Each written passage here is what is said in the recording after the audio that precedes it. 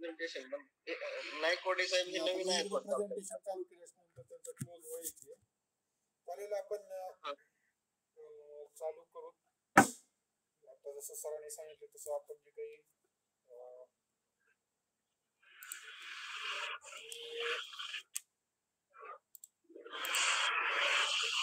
जे आहे ते शेअर करतोय आपल्या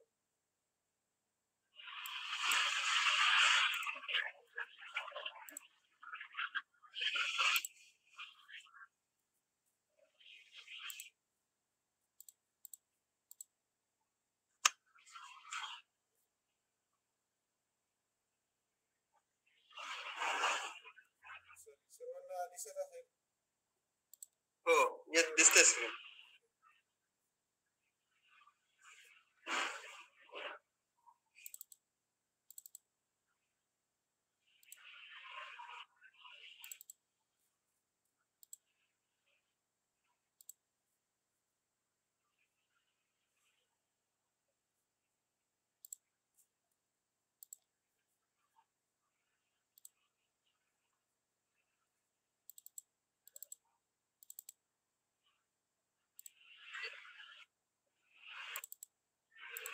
झूम करा आणखी.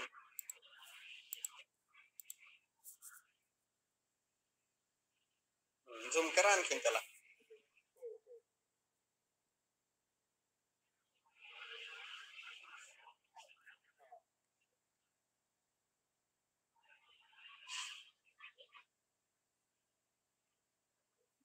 चालेल. आता सर्वांना दिसत असेल व्यवस्थित स्क्रीन.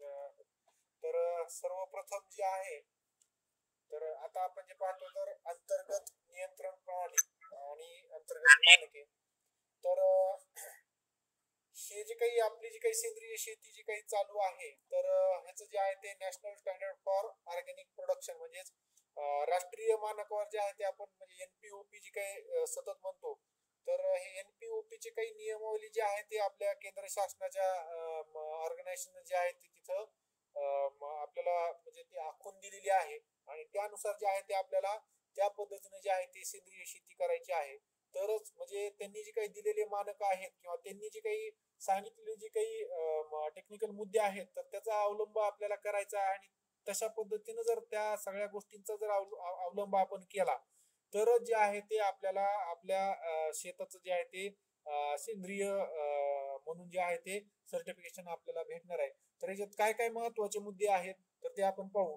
तर सर्वात महत्वाचं पहिली जे काही मुद्दा आहे तो आहे प्रवेशाची अट. तर प्रवेशाच्या अटीमध्ये काय पहिला मुद्दा काय म्हणताय तर शेतकऱ्याने सेंद्रिय शेतीचा अवलंब केला पाहिजे. म्हणजे सेंद्रिय शेती करण्यासाठी जे काही महत्वाचे जे काही मुद्दे आहेत तर त्या सर्व गोष्टीचा जो आहे तो अवलंब त्या शेतकऱ्यांना केला पाहिजे. त्याच्यातले जे काही टेक्निकल जे काही बाबी सांगितलेल्या आहेत किंवा रासायनिक खतं आपल्याला वापरायची नाही किंवा ICS च्या परवानगी शिवाय कुठल्याही बाहेरचं फॉरेन मटेरियल जे आहे ते आपल्याला वापरायचं नाहीये.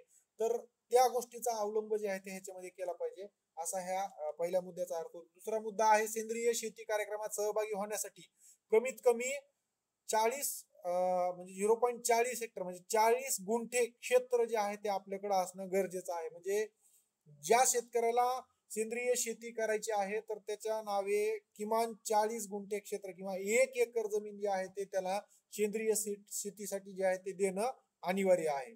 त्याच्यानंतर तिसरा मुद्दा आहे सेंद्रिय शेतीसाठी लागणारा निविष्ठा बनवण्यासाठी आपल्या शेतावर व्यवस्था करावी लागेल. जसं आता आपल्या ह्याच्यातले ग्रुपमधले बरेचसे शेतकरी जे आहे ते सेंद्रिय निविष्ठा 10 ड्रम थेरी असेल किंवा दशपर्णी अर्क आहे, निंबोळी अर्क आहे किंवा इतर जे काही तुम्ही जीवाणू स्लरी तयार करता तर ह्या तयार करण्यासाठी जी आहे ते व्यवस्था आपल्या शेतावर असणं गरजेचं आहे. हा ह्या मुद्द्याचा अर्थ होतो. त्याच्यानंतर चौथा मुद्दा आहे शेतकऱ्याने सेंद्रिय रूपांतरण कालावधी पूर्ण करून संपूर्ण प्लॉट सेंद्रिय मध्ये रूपांतरित करावा लागेल. म्हणजे आता आपण पहिल्या वर्षी समजा सेंद्रिय शेती सामान्य शेतामध्ये केली म्हणजे तिथं कुठल्याही प्रकारची फळबाग लागवड करण्यात आली नाही तर त्याचा प्रत्येकाचा एक कालावधी आहे. तर तो कालावधी पूर्ण होईपर्यंत जे आहे ते सेंद्रिय नियमावली जी आहे ते आपल्याला सगळी जे आहे ते अवलंब करावी लागेल. त्याच्यानंतर शेतकरी हा इतर कोणत्याही सेंद्रिय शेतकरी गटाच्या प्रमाणपत्राचा सदस्य नसेल. याचा अर्थ काय आहे आता बरेचसे शेतकरी आपल्या इकडे EDM चे जे आहे ते आता आपल्याकडे त्यांचे सगळे डॉक्युमेंटेशन जे आहे ते हँडओव्हर झालेलं आहे. आणि मग असं समजा आता आधीचे जे काही आपले शेतकरी आहे बालाघाट फार्म्स मध्ये असतील किंवा BF सोयाबीन मध्ये आहे, तर BF सोयाबीन गटामध्ये किंवा त्या ICS मध्ये असलेला शेतकरी हा आपल्या बाळाघाट कॉटन ICS मध्ये येऊ शकत नाही, किंवा दोन्ही ठिकाणी जे आहे ते शेतकरी दोन्ही ICS चं सदस्यत्व जे आहे तो घेऊ शकत नाही. ज्यावेळेस त्याची ट्रेस नेटवर आपण डाटा एंट्री करत असतो त्यावेळेस त्याचं आधार कार्ड हे तिथं रजिस्ट्रेशन होत असतं. म्हणजे आपल्या शेतकऱ्याचं जे आहे ते आधार कार्डवर जे आहे ते तिथं त्याचं रजिस्ट्रेशन झालं असतं. त्याच्यामुळं एका शेतकऱ्याचं एक आधार कार्ड दोन ICS मध्ये जे आहे ते रजिस्टर होऊ शकत नाही. त्याच्यामुळं एक शेतकरी हा कुठल्याही दोन ICS चा सदस्य होऊ शकत नाही, तो कुठल्याही एकाच ICS मध्ये जे आहे ते राहू शकतो, असा याचा अर्थ होतो. त्याच्यानंतर सेंद्रिय शेती प्रमाणीकरणासाठी ICS ने ठरवलेली रक्कम सर्टिफिकेशन चार्जेस प्रतिवर्षी अदा करेल. आता ज्यावेळेस आपण हे आपलं प्रमाणीकरण करत असतो, तुम्हाला माहिती असेल की बाहेरची जी काही टीम जी आहे ते आपल्याकडं बाहेरचा इन्स्पेक्टर जो आहे तो इन्स्पेक्शन साठी आपल्याकडे येत असतो आणि तो आपल्या शेतीचं जे इन्स्पेक्शन तो करत असतो. तर ह्या इन्स्पेक्शन साठी म्हणजे त्या बाहेरच्या व्यक्तीला इथं येण्यासाठीचा किंवा त्याचं जे काही डॉक्युमेंटेशन त्याला करायचं असतंय, त्याच्यासाठी जी काही लागणारी सगळी कागदपत्र सामुग्री आहे, तर ह्याच्यासाठी जे आहे ते चार्जेस असतात. तर ती बाहेरची CB जी आहे ते हे चार्जेस आपल्याकडून घेत असते आणि म्हणून हे सगळे चार्जेस जे आहे ते आपल्या शेतकऱ्याला जी काही त्याचं म्हणजे शेताच्या ह्याच्यानुसार ठरलेली जी काही रक्कम असेल तर ते सर्टिफिकेट चार्जेस जे आहे ते आपल्याला शेतकऱ्याला प्रतिवर्ष जे ते आपल्या ICS ला ते द्यावं लागतात आणि मग ते ICS सगळ्या शेतकऱ्याचं एकत्रित करून संबंधित पुढच्या ज्या पार्टीला किंवा संबंधित CB ला जे आहे ते अदा करते आणि या माध्यमातून आपलं जे आहे ते थर्ड पार्टी सर्वेक्षण जे आहे ते किंवा प्रमाणीकरण जे ते होत असते. त्याच्या पुढे महत्वाचा विषय बियाणे आणि लागवड सामुग्रीवरच्या अटी. म्हणजे बियाणे असेल किंवा आपण शेतामध्ये जेवढ्या काही निविष्ठा वापरत असतो तर ते वापरण्यासाठीचे जे काही ठरवून दिलेले नियम आहेत तर त्याच्या संदर्भातल्या अटी आहेत. मग काय अटी? पहिली अट जे आहे ते सेंद्रिय शेतात वापरले जाणारे सर्व बियाणे रोपे लागवड सामुग्री याचा स्त्रोत हा सेंद्रिय शेतीतील असणे आवश्यक आहे. जर कोणतेही सेंद्रिय बियाणे रोप लागवड सामुग्री उपलब्ध नसल्यास ICS व्यवस्थापकाची परवानगी घेऊन पारंपरिक परंतु रासायनिक बीज उपचार न केलेले बियाणे फक्त पहिल्या वर्षासाठीच वापरले जाऊ शकते. म्हणजे आता आपण सोयाबीन आता आपण पेरणीसाठी जे आहे ते पेरणी केलेली आहे किंवा काही शेतकरी आणखीन काय आता 30-40% काही ठिकाणी पेरणी राहिलेलं आहे समजा वापसा परिस्थिती नसल्यामुळे. तर मग हे जे काही तुरीचा असेल, सोयाबीनचा असेल, मुगाचा असेल, उडदाचा असेल किंवा जे काही पीक पद्धती जी आपण पेरणी करणार आहे तर त्याचं जे काही बियाणं असेल तर हे आपल्याला घरचंच वापरायचं आहे किंवा सेंद्रिय शेतामधलंच जे आहे ते वापरायचं आहे. फक्त आता या वर्षी जी काही शेतकरी आपल्या ICS मध्ये नव्यानं सहभागी होत आहेत तर अशा शेतकऱ्यांना फक्त ह्याच्यामध्ये ICS ची परवानगी घेऊन ICS न उपलब्ध करून दिलेलं बियाणं जे आहे ते वापरायचंय. पण त्याच्यामध्ये सुद्धा काळजी एवढी घ्यायची आहे की बऱ्याच कंपन्या काय करतात, सोयाबीन सारख्या ह्याच्यामध्ये काही कंपन्या असं करतात की त्यांचं ऑलरेडी बियाणं जे आहे ते थायमिथॉक्झामची बीज प्रक्रिया करून त्यांनी दिलेलं असते. बऱ्याच शेतकऱ्यांनी आता कापसाचं तर सरसकट सगळ्या कंपन्या जे आहे ते कापसाला इमिडाक्लोप्रिड किंवा थायमिथॉक्झामची जी आहे ते बीज प्रक्रिया ऑलरेडी त्यांनी करून दिलेली असते. मग अशा प्रकारचं बियाणं जे आहे ते आपल्याला वापरता येत नाही. मग त्याला मिठाच्या ब्रेन सोल्युशन मिठाच्या पाण्याची जी आहे ते प्रक्रिया करून ते बीज प्रक्रिया केलेलं सगळं औषध जे आहे ते धुवून टाकावं लागते, काढून टाकावं लागते, नंतरच ते आपल्याला तिथं वापरावं लागते. म्हणजे सांगायचा उद्देश की आपल्याला कुठल्याही प्रकारचं रासायनिक बीज प्रक्रिया केलेलं बियाणं वापरता येत नाही. आणि ज्या शेतकऱ्यांनी पहिल्या वर्षी सेंद्रिय शेतीमध्ये होता तो आता दुसऱ्या वर्षी सेंद्रिय शेती करतोय किंवा तिसऱ्या वर्षी सेंद्रिय शेती करतोय किंवा त्याचं शेत सेंद्रिय प्रमाणित झालेलं आहे, अशा शेतकऱ्यांनी तर बाहेरचं कुठलंही बियाणं तो वापरू शकत नाही. त्याला जे काही वापरायचं तर त्याच्या घरच्या शेतातलं किंवा त्याच्याकडे ते उपलब्ध नसेल. एखाद्याचं सोयाबीन समजा शेवटच्या टप्प्यामध्ये काढणीच्या टायमाला जे आहे ते भिजून गेलं बियाणं खराब झालं, मग त्यानं कुठलं वापरायचं? तर अशा वेळेस जे आहे ते ICS च्या व्यवस्थापकाला जे आहे ते त्याची कल्पना देऊन किंवा मला पुढच्या खरीप हंगामासाठी जे ते मला माझं बियाणं खराब झालंय मला जे आहे ते बियाणं उपलब्ध करून देण्यात यावं.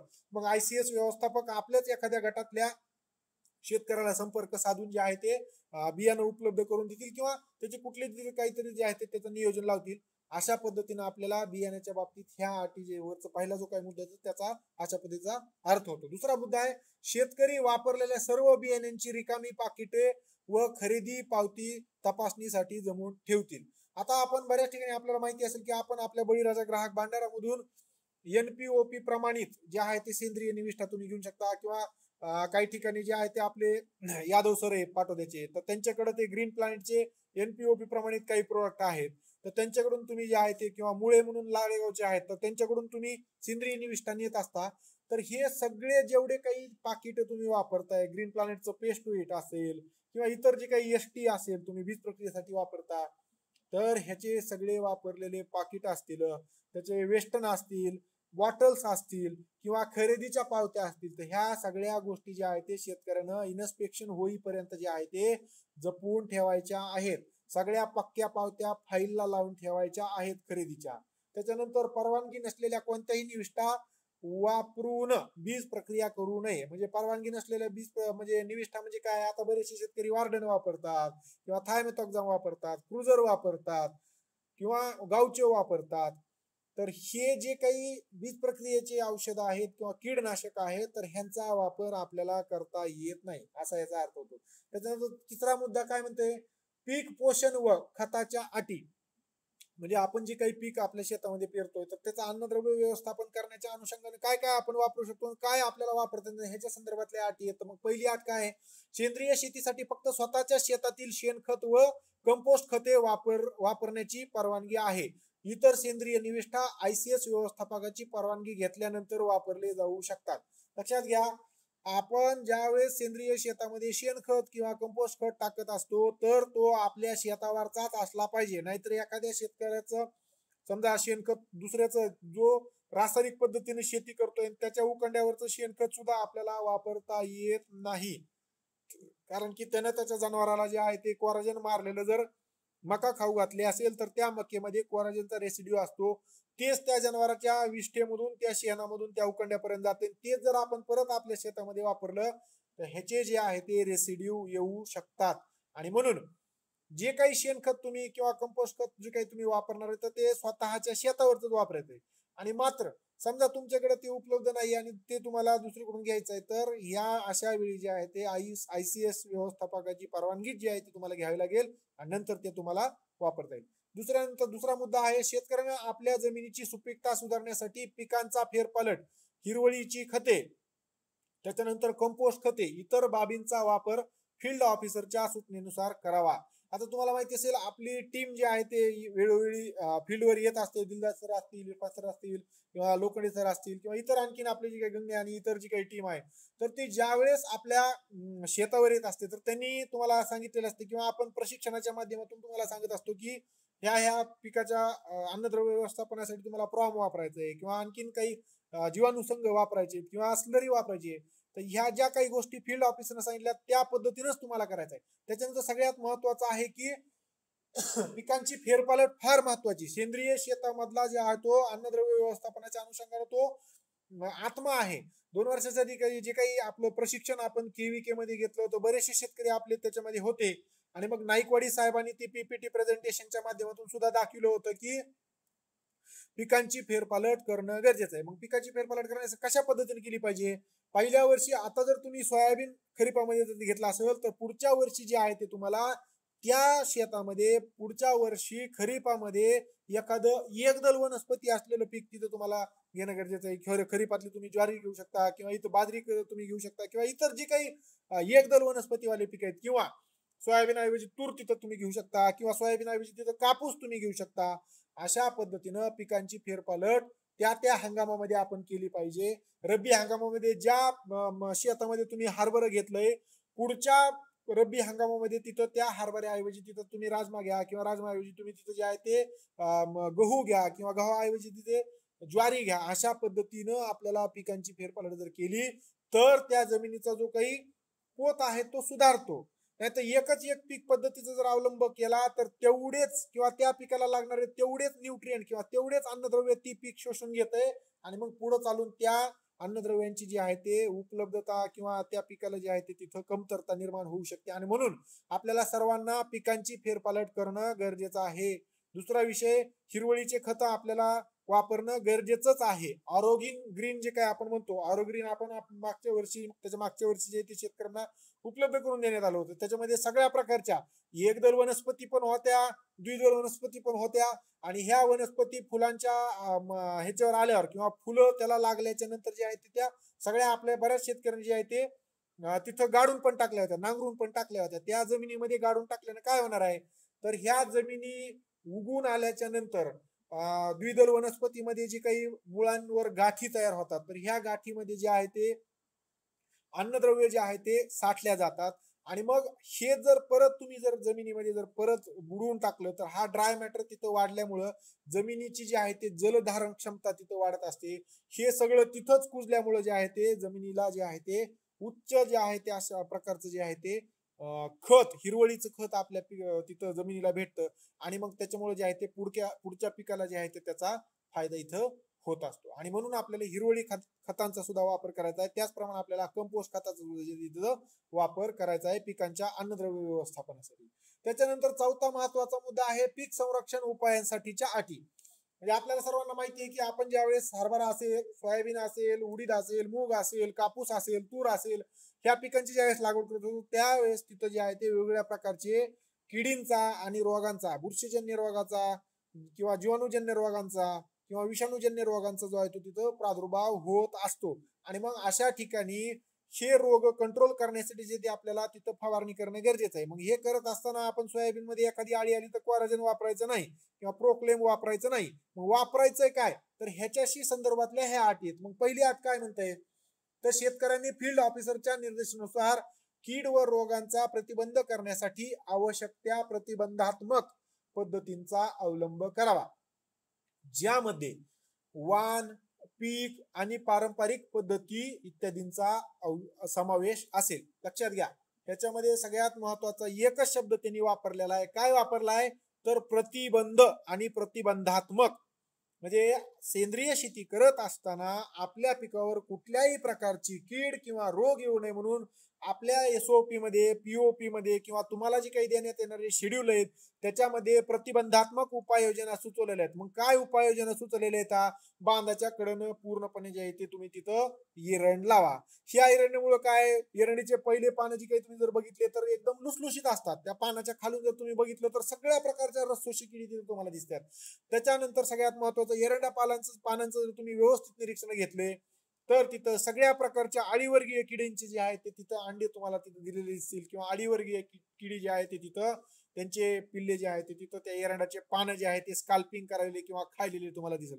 सांगायचा उद्देश प्रतिबंधात्मक म्हणजे मुख्य पिकाच्या कडनं जर आपण तिथं पूर्णपणे बफर झोन म्हणून जर एरंड लावली तर तिथं सगळ्या प्रकारच्या किडी ज्या आहेत तर त्या एरंडाकडे जातील आणि ह्याच्यामुळे मुख्य पीक जे काही आहे तर ते आपण ह्या किडींपासून वाचवू शकतो. अशाच पद्धतीनं आपण बीज प्रक्रिया ट्रायकोडर्माची करायला लावतो. ट्रायकोडर्माची बीज प्रक्रिया केल्यामुळे ट्रायकोडर्माची कोटिंग तिथं जे आहे ते जमिनीमध्ये त्या बियासोबत जाते, ते तिथं रिलीज होते. ट्रायकोडर्मा तिथं जमिनीमध्ये वाढायला चालू होतो, ते तिथं त्याचं जाळं तयार करतं आणि हे तयार झालेल्या जाळ्यामुळे जे आहे ते घातक बुरशीचं जे आहे ते तिथं व्यवस्थापन होतंय. ट्रायकोडर्मा बुरशी ह्या घातक बुरशींवर वाढायला चालू होते आणि मग तिथं जे आहे ते घातक बुरशींची ग्रोथ किंवा त्यांची वाढ तिथं अरेस्ट केल्या जाते, तिथं थांबवल्या जाते. आणि म्हणून आपल्याला प्रतिबंधात्मक उपाययोजना म्हणून ट्रायकोडर्माची किंवा बायोमिक्सची बीज प्रक्रिया करणं गरजेचं आहे. अशा पद्धतीने जे आहे ते ह्याचा जो आहे तो ह्या पहिल्या मुद्द्याचा अर्थ होतो. त्याच्यानंतर दुसरा मुद्दा आहे पीक संरक्षणासाठी केवळ मंजूर निविष्ठा यादीमध्ये सूचीबद्ध केलेल्या निविष्ठाच वापरता येतील. आवश्यक किंवा गरजेच्या वेळेस संबंधित उत्पादन आयसीएस द्वारे वितरित केले जाईल. आयसीएस ची पूर्व परवानगी न घेता शेतकऱ्यास कोणत्याही शेतीबाह्य निविष्ठा वापरण्याची परवानगी नाही. बघा, आता समजा तुम्ही बीज प्रक्रिया केली, त्याच्यानंतर बफर झोन केलं, ट्रॅप क्रॉप तिथं लावले, तरी पण एखाद्या जर समजा किडीचा प्रादुर्भाव झाला, मग अशा ठिकाणी आपल्या आयसीएस न बऱ्याचशा निविष्ठा आपल्या शेतकऱ्यांसाठी उपलब्ध करून दिलेल्या आहेत. मग कोणत्या येतात, अळीवर्गीय किडींसाठी जे आहे ते ग्रीन प्लॅनेटचं पेस्ट इथं आपण फवारणी करायला सांगतो.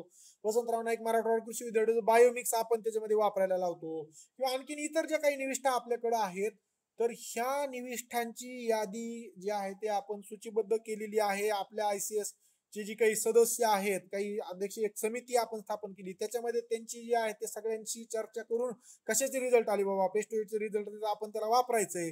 पण हे काही सूचीबद्ध निविष्ठा आहेत त्यांचाच आपल्याला वापर करायचा आहे. आणि हे पण घेत असताना जे आहे ते आयसीएसच्या व्यवस्थापकाची जी आहे ते परवानगी घेऊनच आपल्याला ते वापरायचंय असा याचा अर्थ होतो.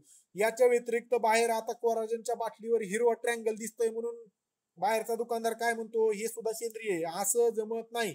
बाहेरचं कुठलंही उत्पादन आपल्याला ह्याच्यामध्ये वापरता येत नाही. ह्या सगळ्या गोष्टी जे काय आहेत ते आपल्याला ICS च्या परवानगीनं जे आहे ते वापरायचे आहे. त्याच्यानंतर तिसरा मुद्दा आहे, तण नियंत्रणासाठी फक्त हाताने आणि यांत्रिक पद्धतींना परवानगी आहे.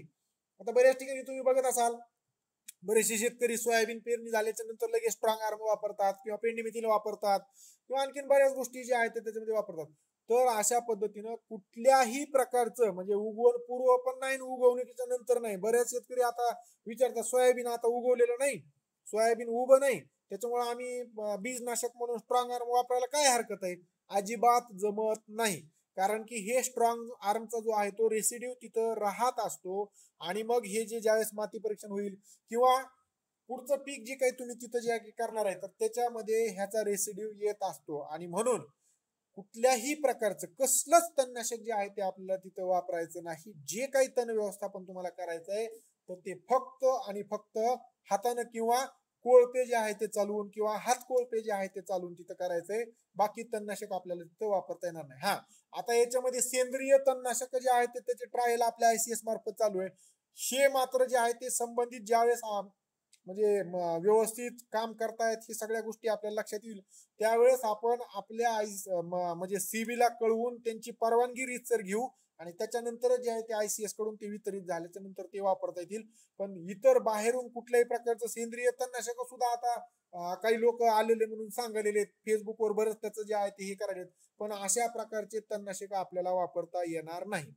त्याच्यानंतर रूपांतरण कालावधी म्हणजे एखादा शेतकरी समजा पहिल्या वर्षी सेंद्रिय शेती करायला चालू केली तर त्याचं शेत किती दिवसांनी जे आहे ते सेंद्रिय होत आहे तर ह्याच्याशी संबंधित कालावधी एक ठरलेला आहे. तर काय आहे पहिला मुद्दा, हंगामी पिकांसाठी रूपांतरण कालावधी 24 महिने 2 वर्ष इतका असेल. म्हणजे काय, समजा पहिल्या वर्षी त्या शेतकऱ्याच्या शेतामध्ये कुठल्याही प्रकारची फळबाग नसेल आणि तो पारंपरिक पद्धतीने शेती करतोय. म्हणजे पारंपरिक पद्धती म्हणजे काय, तो सोयाबीन करतोय खरीपात, रब्बी मध्ये हरभरा करतोय किंवा ज्वारी करतोय, अशा पद्धतीने जर शेतकरी शेती करत असेल तर या शेतामध्ये सतत कंटिन्यू 2 वर्ष जर सेंद्रिय पद्धतीने त्यांनी शेती केली, त्याचं 2 वर्ष सतत इन्स्पेक्शन म्हणजे इंटरनल इन्स्पेक्शन एक्सटर्नल इन्स्पेक्शन जर झाले तर तिसऱ्या वर्षापासून जे आहे ते त्याचं इन्स्पेक्शन झाल्याच्या नंतर त्याचं शेत जे आहे ते सेंद्रिय होतंय.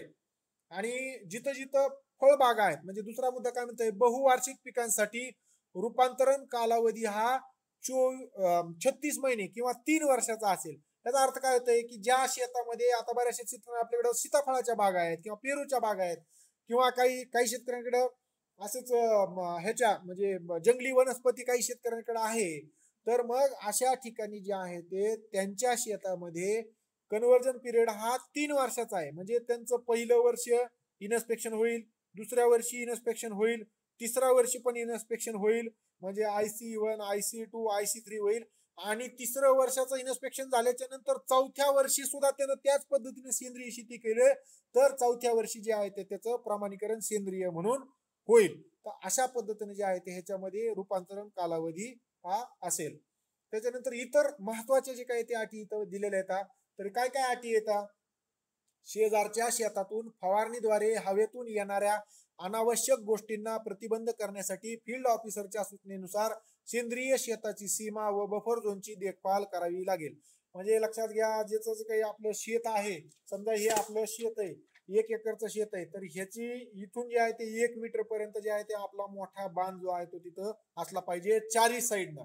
त्याच्यानंतर 1 मीटरचा म्हणजे बांध असताना सुद्धा इथं जे आहे ते बाजूच्या शेतामधून फवारणी करत असलेलं कुठल्याही प्रकारचं कीटकनाशक बाजूचा शेतकरी रासायनिक वाला असेल तर त्याचा तणनाशकाचा अंश किंवा त्यानं जे काही फवारणी करायला ते कीटकनाशक आपल्या ह्या शेतामध्ये येऊ नये म्हणून ह्या शेताच्या कडनं इथून तिथून जे आहे ते आपल्याला पूर्ण चौकून चारी बाजूने जे आहे ते आपल्याला आपलं जे काही पीक आपण पेरणार आहे त्याच्यापेक्षा उंच वाढणारं पीक आपल्याला तिथं जे आहे ते पेरायचं आहे. म्हणजे तुम्ही जर सोयाबीन पेरली असेल तर कडनं जे आहे ते तुम्हाला तिथं मका लावू शकता किंवा ज्वारी तिथं लावू शकता किंवा कडनं पूर्णपणे तूर तिथं तुम्ही लावू शकता किंवा कापूस तिथं तुम्ही लावू शकता. सोयाबीन पेक्षा उंच वाढणारं जे काही पीक असेल ते तुम्ही तिथं लावू शकता किंवा परमनंट बफर झोन तुम्हाला जर करायचं असेल तर त्या ठिकाणी जे आहे ते तुम्ही आपलं तुतीचे झाडं जे आहेत किंवा तुतीच्या ह्या सुद्धा जे आहे ते तिथं लावू शकतात. त्याच्या पुढे जाऊन आपल्याकडे आता मानवलोक मध्ये आपल्या सेंद्रिय प्लॉट मध्ये जे आहे ते इथं सुपर नेपियर गवत जे आहे ते इथं आहे. त्याचं बेन जे आहे ते मानवलोकच्या माध्यमातून शेतकऱ्यांना वितरित करण्यात येत आहे किंवा विक्री तिथं करण्यात येत आहे. तर हे सुद्धा बफर झोन म्हणून जे आहे ते सेंद्रिय प्लॉट मधलं आपलं हे सुपर नेपियर जे आहे गजराज गवत म्हणून तुम्ही त्याला म्हणता. तर हे सुद्धा तुम्ही तिथं चौकून लावण्यासाठी जे आहे ते वापर करू शकता. हे झालं बफर झोनचं. त्याच्यानंतर दुसरा मुद्दा काय म्हणते, जमिनीची धूप रोखण्यासाठी शेतकरी ICS ने सुचवलेल्या उपायांचा अवलंब करील. यामध्ये पुढील उपायांचा समावेश असेल, जसे जमिनीच्या उतारानुसार शेती करणे, बांध बंदिस्ती करणे, वॉटर लॉगिंग ट्रेंच करणे. आता आपण तुम्ही बघा बऱ्याच वेळेस आपण जे आहे ते त्याचे व्हिडिओ पण मी आता ग्रुपला शेअर करेन की बाजूचा शेतकरी आहे, एकाचं शेत समजा उंच आहे, तो रासायनिक पद्धतीने हा शेतकरी करतो, आपलं खाली जे आहे ते अशा पद्धतीने उताराला थोडंसं राणे. मग ह्यानं जर रासायनिक तणनाशक जर वापरलं तर हे वाहून वाहून आपल्या शेतामध्ये येणार आहे. मग हे अशा पद्धतीनं खाली उताराला आपलं शेत आहे त्या शेतामध्ये जर येऊ नये असं जर आपल्याला वाटतं किंवा त्याला रोखायचं, आपल्याला रोखणं गरजेचं आहे आणि की आपल्या पिकामध्ये त्याचा रिसीड येऊ नये, तर ह्या शेताच्या म्हणजे या दोन शेताच्या ह्याच्यामध्ये जे आहे ते आपल्याला तिथं जे आहे ते आडवे उतारा चर तिथं जे आहे ते चौकून काढणं गरजेचं, जेणेकरून याचं पाणी जरी आलं तर ते पाणी त्या चरामध्ये जाईल आणि त्या चरा वाट त्या नाली वाट जे आहे ते तिथं जिथं आपण आउटलेट काढून दिले तिकडं ते पाणी निघून जाईल. तर अशा पद्धतीने आपल्याला जे ते चर जे आहे ते तिथं करणं गरजेचं किंवा मोठमोठे जे आहे ते बांध जे आहे ते तिथं टाकणं गरजेचं, जेणेकरून इकडच्या रासायनिक शेतातलं जे आहे ते पाणी किंवा फवारणीचा अंश जो आहे तो आपल्या शेतामध्ये तिथं येणार नाही. त्याच्यानंतर तिसरा मुद्दा आहे, शेत पिकाचे अवशेष व तण जाळू नयेत, त्यांचे कंपोस्ट खत करावे किंवा आच्छादन म्हणून वापर करावा. आता एक लक्षात घ्या, आपल्या बऱ्याच शेतकऱ्यांना माहिती आहे सोयाबीनचं गुळी आपण ठेवतो, कुठार आपण त्याला म्हणतो, किंवा हरभऱ्याचं कुठार असेल तर, किंवा गव्हाचं जे आहे ते डायरेक्ट हार्वेस्टरनं म्हणजे कापणी मळणी हार्वेस्टिंग झाल्याच्या नंतर त्याच्या मोठमोठ्या काड्या तिथं राहतात. तर हे अवशेष बरेचसे शेतकरी तिथं शेतामध्ये जाऊन टाकतात. तर हे सेंद्रिय शेतामध्ये अजिबात जमत नाही. ज्यावेळेस इन्स्पेक्टर तिथं येतो तपासणीला आणि तिथं पाहतो, तिथं जर त्याला दिसलं तर हे जे आहे ते NC तिथं लागत असते. लक्षात घ्या, आपण सेंद्रिय शेती कशासाठी करतोय, तर तिथं सूक्ष्म जीवाणूंची वाढ तिथं झाली पाहिजे. आणि मग हे सूक्ष्म जीवाणू समजा जर तुम्ही तिथं जर पिकांचे उर्वरित अवशेष किंवा तणाचे ढिग जर शेतामध्ये जर जाळायला चालू केले तर तिथं जी काही तिथं कृषी परिसंस्था तयार झालेली आहे, तिथं जी काही गांडूळ आहे जमिनीमधले किंवा तिथं जी काही सगळे सूक्ष्म जीवाणू आहेत, तर ह्या तिथं तुम्ही सगळं जाळून टाकल्यामुळं तिथं तापमान जमिनीचं वाढेल आणि हे सगळे मरून जातील. आणि म्हणून आपल्याला कुठल्याही प्रकारचे अवशेष आपल्या शेतामध्ये जाळायचे नाहीत. जाळायचे असले तर शेतामधून काढून बाहेर दुसरीकडे कुठेतरी नेऊन ते जाळायचे, आपल्या सेंद्रिय शेतामध्ये आपल्याला ते जाळायचे नाहीत. किंवा त्याचा आच्छादन म्हणून जे आहे ते आपल्याला तिथं वापर करायचा आहे, मल्चिंग म्हणून त्याचा वापर आपल्याला करायचा आहे. त्याच्यानंतर पुढचा मुद्दा आहे, सेंद्रिय शेतात शेतकरी कोणतीही परवानगी नसलेली निविष्ठा ठेवू शकत नाही. लक्षात घ्या, बरेचसे शेतकरी बघा, आता एक शेतकरी 1 एकर सेंद्रिय करतात आणि 1 एकर जे आहे ते रासायनिक करतात, त्याचा तिथं कोठा असतो सेंद्रिय शेताच्या तिथंच. तर त्या कोठ्यामध्ये बऱ्याच वेळेस आम्ही ज्यावेळेस इन्स्पेक्शनला जातो किंवा व्हिजिटला जातो त्यावेळेस दिसत तिथं DAP ची पोतं ठेवलेली असतात, युरियाचे पोते तिथं निदर्शनाशी येतात किंवा रासायनिक तणनाशकाचे राऊंडअपचे डबे तिथं दिसत असतात. तर अशा प्रकारच्या निविष्ठा ज्या आहेत त्या आपल्याला तिथं ठेवता येणार नाहीत असा ह्याचा अर्थ होतो. ज्यावेळेस इन्स्पेक्टर बाहेरचा येतो त्याने जर ते बघितलं तर तो NC लावतो, ते डायरेक्ट म्हणतं किंवा अशा प्रकारे तुम्ही इथं ठेवलंय म्हणजे ह्याचा अर्थ तुम्ही त्याचा वापर करत आहात. त्याच्यानंतर पुढचं म्हणजे सेंद्रिय त्याच्यानंतर ICS ने दिलेल्या फार्म डायरीमध्ये सेंद्रिय शेतीच्या सर्व नोंदी वेळोवेळी कराव्यात. लक्षात घ्या, जी काही फार्म डायरी आपल्या शेतकऱ्यांना दिलेली आहे तर वेळच्या वेळी, आता तुम्ही पेरणी केलेली आहे तर कधी पेरणी केलेली आहे त्याचं सगळी माहिती तिथे लिहिणं गरजेचं आहे. बियाणं किती वापरलं, पुन्हा बीज प्रक्रियेसाठी काय वापरलं, तुम्ही दशपर्णी अर्क तयार करतो कधी केला, त्याच्यासाठी कुठल्या प्रकारच्या वनस्पतीचे पानं तुम्ही वापरले, ह्या सगळ्या नोंदी ज्या आहेत ते तुम्हाला फार्मर डायरीमध्ये नोंदवून ठेवणं आवश्यक आहे. ह्या जर आपण गोष्टी केल्या नाही तर त्याची मेजर NC जी आहे ते बाहेरचा इन्स्पेक्टर आल्याच्या नंतर फार्म डायरी तो आपला बघतो आणि तिथं मग जे आहे तो NC तिथं लावू शकतो आणि याच्यामुळे आपल्या पूर्ण ICS ला जे आहे ते अडचणी तिथं निर्माण होऊ शकतात किंवा आपलं जे काही सेंद्रिय रूपांतराचं जे आहे ते कालावधी ते तो कमी करू शकतो जर आपण डायरी मेंटेन केली नसेल तर. पुन्हा सेंद्रिय शेतातील पाळीव पशूंना आपल्या शेतातच उत्पादित केलेला चारा खाद्य देईल. शेताबाहेरील उत्पादने व औषधींचा उपयोग केवळ ICS ला माहिती दिल्यानंतरच केला जाईल. बघा मग सांगितल्याप्रमाणे बायो मॅग्निफिकेशन बायो अॅक्युम्युलेशनची ही कन्सेप्ट आहे. समजा आपल्या शेतामध्ये सेंद्रिय शेतामध्ये गाय आहे, बैल आहे, म्हैस आहे आणि तुम्ही जर एखादं बाहेरून कुठून तरी विकत आणून जर त्याला पेंड खाऊ घालत असाल, चारा खाऊ घालत असाल तर हे चालत नाही. का चालत नाही तर लक्षात घ्या, आता पेंड कापसाची बनत असते, सरकीची बनत असते. मग आता कापसावर आपण वेगवेगळ्या प्रकारचे आंतरप्रवाही रासायनिक कीटकनाशक वापरत असतो. मग हे कीटकनाशक त्या पानामध्ये जातंय, पानातून ते असं बोंडात जातंय, बोंडातल्या सरकीपर्यंत जातंय आणि त्याच सरकीचं ज्यावेळेस मिलवाला पेंड तयार करता ती जर बाहेर मार्केटमधली पेंड जर आपण त्या जनावराला खाऊ घातली तर हे फवारलेलं सगळे रासायनिक कीटकनाशकाचा अंश त्याच्या पस्तूर आलेला असतंय बायो मॅग्निफिकेशन बायो अॅक्युम्युलेशनच्या माध्यमातून आणि तेच पुन्हा आपल्या जनावरांच्या अंगात जर गेला आणि त्याचं शेण जर आपण परत शेतामध्ये टाकलं तर अशा पद्धतीनं रासायनिक रेसिड्यू आपल्या शेतापर्यंत येतो. आणि म्हणून जी काही तुम्हाला जनावराला खाऊ घालायचंय तर ते सगळं जे आहे ते आपल्या शेतातच उत्पादित केलेलं असावं, बाहेरचं आणून टाकायचं नाही. ही काळजी जी आहे किंवा ह्या मुद्द्याचा अशा पद्धतीचा अर्थ होतो. पुन्हा सेंद्रिय शेतात वापरली जाणारी उपकरणे व अवजारे जर इतर बिगर सेंद्रिय शेतात वापरली असतील तर ती उपकरणे व अवजारे वापरण्यापूर्वी पूर्णपणे साफ स्वच्छ करावीत. शक्यतो सेंद्रिय शेतीसाठी लागणारी उपकरणे व अवजारे ही प्राधान्याने सेंद्रिय शेतातच वापरली जावी. आता तुम्हाला सर्वांना माहिती असेल मागे एक आपण करार केला होता की बाबा जी काही शेतामध्ये ट्रॅक्टर वापरायचंय किंवा ट्रॅक्टरचं जे काही अवजार आपल्याला वापरायचे, पेरणी यंत्र वापरायचे, कोळपणी साठी कोळपे लागणार आहे, हे सगळे जे काही अवजार आहेत किंवा मळणी यंत्र आहे तर हे शक्यतो सेंद्रिय शेतीसाठी जे आहे ते आपलं फिक्स ठेवावं. समजा शक्य नाही, प्रत्येक शेतकऱ्याला या गोष्टी शक्य नाही तर दुसरीकडून रासायनिक शेतातून जर तुम्ही हे घेऊन येणार असाल तर तिथं जे आहे ते आपल्याला ते पूर्णपणे व्यवस्थित स्वच्छ करायचं आहे. गरम पाण्यानं धुवून घ्या, त्याला कुठल्याही प्रकारचा रेसिड्यू तिथे राहायला नाही पाहिजे ह्याची काळजी घेऊन. किंवा फवारणीसाठी फवारा तुम्ही वापरत असाल तर फवारा सुद्धा स्वच्छ पाण्यानं गरम पाण्याने तिथे आपल्याला धुवून घ्यायचा आहे आणि नंतरच आपल्या सेंद्रिय शेतामध्ये वापरायचं. ह्याच्याशी संबंधित सगळ्या गोष्टी जे आहेत ते आपण आपल्या त्या डायरीमध्ये जे आहे ते मेन्शन केलं. त्याचप्रमाणे आपलं जे काही शेड्यूल आहेत त्याच्यामध्ये आपण ते मेन्शन केलं. त्या पद्धतीने आपल्याला जे आहे ते तिथं बाहेरच्या उपकरणं वापरताना जे आहे ते काळजी घेणं गरजेचं आहे. बाहेरचे अवजार घेताना जे आहे ते काळजी घेणं गरजेचं आहे. त्याच्यानंतर पुढचा मुद्दा आहे ICS ने आयोजित केलेल्या सर्व प्रशिक्षणात शेतकऱ्यांनी उपस्थित राहणं गरजेचं आहे. आता हे का गरजेचं आहे? ICS 2 पद्धतीनं प्रशिक्षण आयोजित करते. दर रविवारी जे 8 वाजता आपण घेतो आणि त्याचप्रमाणे कधी कधी आपल्याला जे आहे ते डायरेक्ट इथं मानवलोकच्या कॅम्पसमध्ये किंवा एखाद्या शेतकऱ्याच्या सेंद्रिय शेती चांगल्या करणाऱ्या शेतकऱ्याच्या शेतावर पण आपण जे आहे ते आपण प्रशिक्षण आयोजित करतो. तर अशा ठिकाणी जे आहे ते आपल्या शेतकऱ्यांनी प्रशिक्षणाला उपस्थित राहणं आवश्यक आहे. कारण की सेंद्रिय शेती करत असताना वेगवेगळ्या प्रकारचे कीड रोग आपल्या शेतामध्ये त्या वेळेस आपले फील्डवरची जी काही टीम आहे तर ती तिथं जात असते, पाहत असते. मग कुठला कीड आली, कुठला रोग आलाय तिथं ते त्यांना माहिती होतंय आणि मग ती माहिती आपल्या शेतकऱ्यांना देण्याच्या अनुषंगानं आपण ऑनलाईन प्रशिक्षण घेत असतो.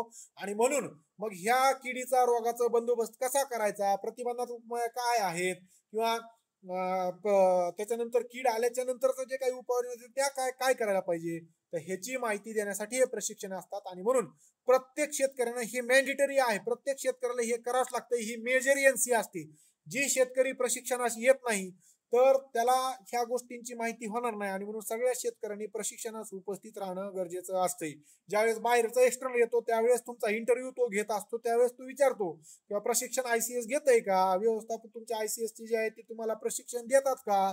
तर मग तुम्ही जर हो म्हणलात तर मग काय काय तुमच्या प्रशिक्षणामध्ये होतं हे प्रश्न ते विचारतात आणि मग त्यावेळेस आपल्याला ही उत्तरच देता येत नाहीत आणि मग तिथं जे आहे ते आपल्याला NC लागायची शक्यता असते. आणि म्हणून सर्व शेतकरी जे आहे ते ICS जी काही प्रशिक्षण घेतंय ऑनलाईन असेल ऑफलाईन असेल सगळ्या प्रशिक्षणांना आपण उपस्थित राहणं अत्यंत आवश्यक आहे असा ह्याचा अर्थ होतो. त्याच्यानंतर सेंद्रिय शेतीत उत्पादित शेतमाल काढणी नंतर चांगल्या प्रकारे हाताळणी करून साठवणूक करावा किंवा ICS ने हाताळणी व साठवणुकीच्या उद्देशाने दिलेल्या साहित्याचा वापर करावा. आता तुम्हाला बऱ्याच शेतकऱ्याला माहिती असेल की ज्यावेळेस आपण याच्या आधी मागे खरेदी सोयाबीनची केली होती त्यावेळेस आपल्याकडून जे ते पोते सुद्धा शेतकऱ्यांना देण्यात आले होते किंवा EDM बरेचसे शेतकरी त्यांना सुद्धा EDM ने यापूर्वी तशा प्रकारच्या बॅग ज्या आहेत ते दिलेल्या असतील. तर ज्यावेळेस आपल्या पिकाची मळणी होत असते तर जो काही मळणी केलेला सेंद्रिय शेतमाल आहे तो रासायनिक थप्पीमध्ये जाऊ नये किंवा रासायनिक थप्पीमधलं एखादं पोतं आपल्या सेंद्रिय शेतमालाच्या थप्पीमध्ये येऊ नये, जेणेकरून ते जर तपासणीला जर पाठवलं तर त्याचा रेसिड्यू तिथे येण्याची शक्यता असते. आणि म्हणून रासायनिक शेतमालाच्या थप्प्या वेगळ्या लावायच्या आणि सेंद्रिय शेतमालाच्या थप्प्या ह्या वेगळ्या लावायच्या आहेत.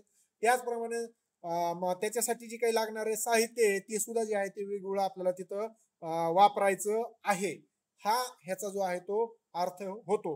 त्याचप्रमाणे ज्यावेळेस तुम्ही म्हणजे उत्पादित केलेला शेतमाल शेतामधून आपल्या इकडं ICS ला म्हणजे FPO ला ज्यावेळेस विक्रीला तुम्ही आणत असता त्यावेळेस सुद्धा रासायनिक ह्याच्या शेतमालाच्या ज्या काही पोते असतील तर ते सेंद्रिय शेतमालामध्ये मिसळू नयेत.